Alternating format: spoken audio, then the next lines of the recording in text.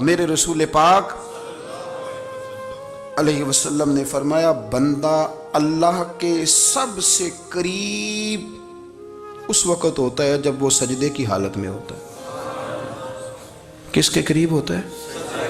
اللہ کے سب سے قریب ہوتا ہے وہ بڑا نیڑے ہے رب کے، بڑا قریب ہے، اس لیے کہ وہ حالت سجدہ میں، وہ جب سجدے کرتا ہے نا اس کی بارگاہ میں جب جھک جاتا ہے۔ آپ ذرا سجدے کی کیفیت دیکھیں نا، زبان بھی یہاں ہے، آنکھ بھی یہاں ہے، کان بھی، عقل بھی ساری، اس نے سارا کچھ رکھ دیا سجدے میں۔ آپ وہ کبھی پیچھے جائیں تو دیہاتوں میں کہا جاتا تھا ناک سے نکیریں نکالو، بہت بڑی سزا ہوتی تھی نا، ناک سے نکیریں نکالو، بڑی سزا ہوتی تھی۔ تو اس نے کہا مالک مجھے کسی نے کہا نہیں، پر دیکھنا میں نے رکھ دی ساری عقل سجدے میں، اور رکھ کے کہا کیا سبحان ربی یا اللہ، اللہ میں پست ہوں تو اعلیٰ ہے، اللہ تو میرا رب ہے اور تو سب سے اعلیٰ اتنا۔ اور فرمایا جب یہ اس کیفیت میں ہوتا ہے تو پھر یہ اپنے رب کے قریب ہوتا ہے۔ کثرت عبادت، نوافل۔ ہمارے ہاں عمرے کی قرآن اندازی محفلوں پہ ہونے لگ گئی ہے، حالانکہ حدیث سے ثابت نہیں۔ میں دوستوں سے کہتا ہوں جائز ہے، کرنی چاہیے، عمرے کی قرآن اندازی جائز ہے، پر کسی حدیث میں نہیں آئی کہ قرآن اندازی کرو عمرہ کرو۔ حدیث میں قرآن اندازی یہ آئی ہے کہ نبی پاک علیہ السلام نے فرمایا تمہیں پتہ چل جائے نا پہلی صف کا ثواب کتنا ہے، تم قرآن اندازی کرو۔ عمرے کی قرآن اندازی کا تو پوسٹر چھپتا ہے، تو یہ والی قرآن اندازی کب ہونی ہے؟ ہونی چاہیے کہ نہیں؟ حضور نے فرمایا تمہیں پتہ چلے کہ اس کا ثواب کتنا تو تم قرآن اندازی کرو، تم قرآن ڈالو۔ جب آپ نماز پڑھ رہے ہوتے ہیں، جب آپ کا مصلی آباد ہوتا ہے، صلاح الدین ایوبی ایک بزرگ سے ملاقات ہو گئی، بیت المقدس پر قبضہ تھا عیسائیوں کا، تو صلاح الدین بڑے پریشان تھے۔ بابا جی کہنے لگے پتر کیا ہوا؟ کہنے لگے حضور پتہ چلا ہے دشمن کے 2 بحری بیڑے اسلحہ لے کے آ رہے ہیں، مسلمان پہلے ہی کمزور ہیں، اور اب اگر 2 بحری بیڑے اور آ گئے تو حضور مسئلہ بن جائے گا۔ تو میں پریشان ہوں کہ کس طرح یہ کم مسئلے والی ہماری فوج ہے کیسے مقابلہ کرے گی۔ تو بابا جی کہنے لگے پتر اس طرح کرنا، آج رات تو بھی دعا کرنا اور میں بھی کروں گا، تو بھی دعا کرنا، آپ ناراض نہ ہونا، ہم تو پیروں والے ہیں، ہم تو پیروں کے نوکر غلام ہیں، ہمارا تو گزارا ہی نہیں، ہمیں تو ملتا ہے سارا کچھ وہاں سے۔ پر میرا سوال یہ ہے کہ تعویذ لینے جاتے ہو نفل کیوں نہیں پڑھتے؟ رات اللہ اللہ کیوں نہیں کرتے؟ یہ بھی تو ہمارے بزرگوں کا ہی طریقہ ہے، انہوں نے تو ہمیں سکھایا ہے۔ صلاح الدین ایوبی سے بزرگوں نے کہا کہ رات آج نا اللہ اللہ کرنا، تو میں تیرے لیے دعا کروں گا، تو بھی دعا کرنا۔ تو بندہ جب دکھی ہوتا ہے تو سجدہ کرتا ہے، تو پھر ہی تو مصلی بھیگ جاتا ہے، پھر ہی تو مزہ آتا ہے۔ سکھی بندہ تو کعبے جا کے نہیں روتا، دکھی تھے، تکلیف تھی، تو سر رکھا سجدے میں تو تڑپ گئے۔ اور وہ بابا جی کہتے ہیں میں مسجد آیا تو صلاح الدین چیخیں مار کے رو رہا تھا اور کہہ رہا تھا مالک میں کوئی اپنی شان کے لیے تو نہیں نہ لڑ رہا، اللہ کو میں کوئی قبضوں کے لیے تو نہیں لڑ رہا، مالک تیرے لیے لڑ رہا ہوں، مجھے بے آبرو نہ کرنا، میری مدد فرمانا۔ کہتے ہیں میں آیا تھا کہ مسجد میں دعا کروں گا، پر صلاح الدین ایوبی کو روتے دیکھا تو میں لوٹ گیا۔ تو سویرے صلاح الدین ملے تو بڑے خوش تھے۔ میں نے کہا پتر کیا ہوا؟ کہنے لگے حضور وہ بحری بیڑے 2 آ رہے تھے نا اسلحہ لے کے، دونوں ڈوب گئے پانی میں ڈوب گئے۔ تو بابا جی کہنے لگے صلاح الدین وہ پانی میں نہیں ڈوبے، وہ تیرے آنسوؤں میں ڈوب گئے، وہ غرق ہو گئے، وہ جو تو نے مصلی آباد کیا تو وہ تیرے آنسوؤں میں ڈوب گئے، وہ غرق ہو گئے، وہ تباہ، اتنے قیمتی تھے تیرے آنسو کے بہا لے گئے دشمن کے بحری بیڑوں کو۔ میرے بھائی ٹھیک ہو گیا جی، میرے عزیز سمجھ لیں اس بات کو ہمیشہ کے لیے، اور اس پر غور کر لیں اچھے طریقے سے کہ میرے رسول کریم سید عالم صلی اللہ علیہ وسلم نے نا ہماری توجہ دلائی، حضور نے ہمیں بتلایا، ہمارا ذوق بڑھایا عبادت کی طرف۔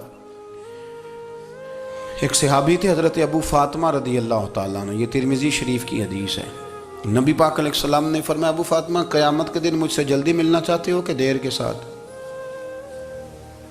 تو کہنے لگے حضور کون ہوگا جو دیر سے ملنا چاہے گا، ہم نے تو جان دے دی وعدہ دیدار پر۔ اعلیٰ حضرت فرماتے ہیں جان دے دی وعدہ اور نقد اپنا دام ہو ہی جائے گا۔ مجھے لگتا ہے کہ یہ سودا نقد و نقد ہو جانا ہے، چونکہ ہم نے جان دے دی وعدہ دیدار پر۔ آپ نے وعدہ کیا تھا کہ مریں گے تو پھر زیارت ہوگی، تو مر گئے ہم زیارت کی خاطر۔ جان دے دی وعدہ دیدار پر، تو نقد اپنا دام ہو ہی جائے گا۔ اے رضا، ہر کام کا ایک وقت ہے، دل کو بھی آرام ہو ہی جائے گا۔ تو حضرت ابو فاطمہ رضی اللہ تعالیٰ عنہ سے نبی پاک صلی اللہ علیہ وسلم نے فرمایا، جلدی ملنا چاہتے ہو کہ دیر سے؟ عرض کی، حضور فٹافٹ ملنا ہے، میں نے قیامت کے دن آپ سے جلدی ملنا ہے۔ تو نبی پاک علیہ السلام نے فرمایا، پھر اس طرح کرنا، دنیا میں رہ کے سجدے زیادہ کرنا، پھر سجدے زیادہ کرنا، قیامت میں ملاقات جلدی ہو جائے گی، قرب ملے گا تمہیں۔ اپنے بچوں کے اندر دیکھیں نا، ہم شوق پیدا کرتے ہیں، ہمیں صحیح لفظ نہیں بولنے آتے ہیں، پر ہم بچوں میں شوق پیدا کرتے ہیں کہ پتر ڈاکٹر بن جائے گا تو بڑا نفع کرے گا، تو لوگوں کی خدمت کرے گا، ملک و ملت کی خدمت کرے گا، تیرے ابا کا نام روشن ہوگا، تیرے دادا کی تعریفیں ہوں گی۔ ہم یہ ذوق پیدا کرتے ہیں۔ ہم اپنے نوجوانوں کے اندر یہ فکر پیدا کرتے ہیں، انہیں ہم سمجھاتے ہیں کہ میاں جب تم پڑھو گے، محنت کرو گے تو فلاں آدمی کی طرح تمہارا نام ہوگا۔ یہ جتنا ذوق ہم بچوں کے اندر ان چیزوں کا پیدا کرتے، ہمیں حکم ہے کسی طرح ہم ذوق پیدا کریں کہ پتر نماز پڑھے گا تو اللہ راضی ہو جائے گا، تو سجدہ کرے گا۔ دیکھیں نا، میرے رسول کریم علیہ السلام نے فرمایا 7 سال کے بچے کو مسجد لے کے جاؤ، یعنی اسے شوق دلاؤ، اس کے اندر یہ خاصیت پیدا کرو کہ اس کا دل کرے مسجد میں جانے کا، اس کے اندر یہ خصوصیات لاؤ کہ وہ ہمارے ہاں نا ہر چیز کو پرموٹ کیا جا رہا ہے، ہر چیز کو، یعنی سر سنگیت سکھانے کے لیے اکیڈمیاں بن گئی ہیں، ہر شے پرموٹ ہو رہی ہے، عبادت کا جذبہ کم ہوتا جا رہا ہے، اللہ کا ذوق ہمارے اندر نہیں رہا۔ اور اتنا مشکل ہم نے اپنے لیے بنا لیا ہے کہ وہ بندہ جو بڑی زبردست مذہبی گفتگو کر رہا تھا اور تگڑی بات کر رہا تھا، کیا بات ہے، لیکن نماز کے بارے میں کمزوری دکھا جاتا ہے، نوافل کے بارے میں وہ چپکے سے نکل جاتا ہے۔ امام احمد بن حنبل رحمۃ اللہ تعالی علیہ، مسند امام احمد بن حنبل 14 جلدوں میں ہے مارکیٹ میں، اور مجھے تو خیر پسند ہی بڑی ہے، میں نے تو کئی دفعہ پڑھی ہے۔ اور کیا بات ہے امام احمد بن حنبل کی، کیسے تگڑے قسم کے محدث تھے، اور اللہ نے کتنا انہیں اعزاز عطا فرمایا ہوا تھا۔ یہ کوڑے بھی کھاتے تھے دین کی خاطر، سارا کرتا لہو سے بھر بھی جایا کرتا تھا، بڑا اعزاز والا شخص تھے، بڑے اعزاز والے۔ حدیثیں جمع کرنا، حدیثیں لکھنا، حدیث پڑھانا، سارا دن رہتے تھے۔ کہہ سکتے تھے کہ میں کر تو رہا ہوں کام، اور حدیث بھی موجود ہے کہ عالم عابد سے افضل ہوتا ہے، پر اس کے باوجود امام احمد بن حنبل رحمۃ اللہ علیہ 300 نفل فرض نمازوں کے علاوہ پڑھا کرتے تھے، 300 نوافل روز پڑھا کرتے تھے۔ ان کے بیٹے نے کہا ابا جی مکان خریدنا ہے تو جگہ کہاں کر کے لوں، بہت ساری آبادیاں، تو فرمایا پتر وہاں لینا جہاں مسجد قریب ہو۔ میرے رسول کریم سید عالم صلی اللہ علیہ وسلم اتنا پسند کرتے مسجد کو، اتنا پسند کرتے نماز کو، کہ رسول کریم صلی اللہ علیہ وسلم تہجد کی نماز بھی پڑھتے، پھر حضور فجر کی نماز بھی پڑھتے، نبی پاک وتر کو الگ کر کے پڑھتے، عشاء کے ساتھ نہیں پڑھتے۔ یہ تو ہم اس لیے اجازت دی ہمارے بزرگوں نے کہ بعد میں اٹھے گا کون علیحدہ وتر پڑھنے کے لیے، عشاء کے ساتھ پڑھ لیں۔ وتر پڑھتے، تہجد پڑھتے، فجر پڑھتے، اشراق پڑھتے، چاشت پڑھتے، پھر مغرب کی نماز کے بعد 6 رکعت اوابین پڑھتے، پھر رات کو صلاۃ اللیل پڑھتے۔ سیدہ عائشہ صدیقہ کہتی ہیں زمانہ سو جاتا اور میرے رسول مصلی بچھا کے کھڑے ہو جاتے۔ او یار، کھیتی باڑی کر کے نہیں، محنت مزدوری کر کے نہیں، جناب عائشہ کہتی ہیں میں یہ بھی دیکھتی کہ حضور ایک آیت شروع کرتے تو ساری رات اسی کو پڑھتے، اور میری نظر جاتی تو قدم مبارک پہ ورم آ جاتا۔ یار نماز پڑھ کے، اتنی مشقت کر کے، اتنی جد و جہد کر کے ورم آ گیا، یا رسول اللہ اتنی محنت کیوں کرتے ہو؟ فرمایا افلا اکون عبدا شکورا، کیا میں اپنے رب کا شکر گزار بندہ نہ بنوں؟ صحابہ کا ذوق عبادتوں کا، ریاضتوں کا، تلاوتوں کا، طبیعت ہے ان کی، وہ ایک دوسرے کو، حضرت مولا علی شیر خدا کرم اللہ تعالی وجہہ الکریم کے زمانے میں روم کے بادشاہ نے کہا یار یہ مسلمانوں کا پتہ تو کرو، یہ آخر کیوں اتنے زیادہ مجاہد ہیں؟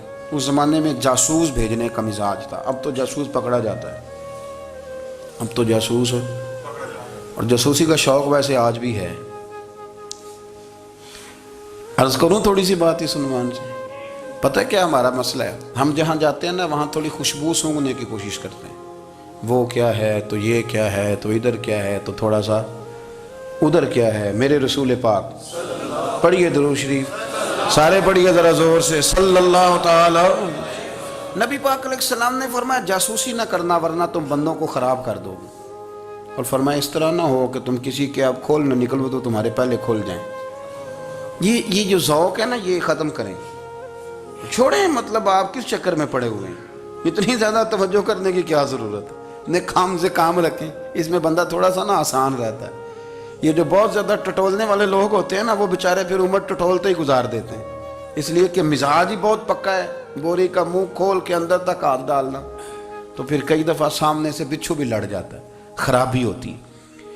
تو جاسوسی کی جاتی تھی. اس نے بھی جاسوس بھیجے کیونکہ قبیلوں کے لوگ تھے, کچھ مسلم کچھ کافر, پہچانے نہیں جاتے تھے لوگ. تو کچھ لوگ اس نے بھیجے, انہوں نے آ کے نا تحقیق کی, ریسرچ کری کہ آخر ماجرا کیا ہے. تو واپس جا کے انہوں نے رپورٹ دی نا روم کے بادشاہ کو. اس رپورٹ کا ایک جملہ بڑا شاندار ہے. وہ کہنے لگا بادشاہ ہمیں مسلمانوں کی کوئی سمجھ نہیں آئی, ہمیں کوئی سمجھ نہیں آئی. انہوں نے کہا کیوں نہیں سمجھ آئی؟ کہنے لگے یار عجیب بندے ہیں, جب رات مسلح پہ بیٹھتے ہیں تو یوں لگتا ہے ان کا دنیا سے رشتہ ہی کوئی نہیں, کوئی کسی کو نہیں جانتا. کوئی اپنے دکھ سنا کے رو رہا ہے, کوئی اپنی بات کر کے رو رہا ہے. لگتا ہے کہ ان کا کوئی رشتہ ہے ہی نہیں جب مسلح پہ بیٹھتے ہیں. اور فرمایا جب سویرے یہ جہاد کرنے نکلتے ہیں تو لگتا ہے ان سے زیادہ دلیر ہی کوئی نہیں. حالانکہ جو مسلحوں پہ رونے دھونے کے لوگ ہوتے ہیں وہ کئی دفعہ جہاد میں کام نہیں کرتے, لیکن عجیب لوگ ہیں کہ رات کے راہب ہیں دن کے مجاہد ہیں, کوئی سمجھ نہیں آتی. میرے عزیز ان لوگوں نے مسلح آباد کر کے رکھا, تلاوتیں ان کا ذوق رہی, منظر روز پڑھنا, اسباق پڑھنا, وظائف پڑھنا یہ ان کا ذوق رہا.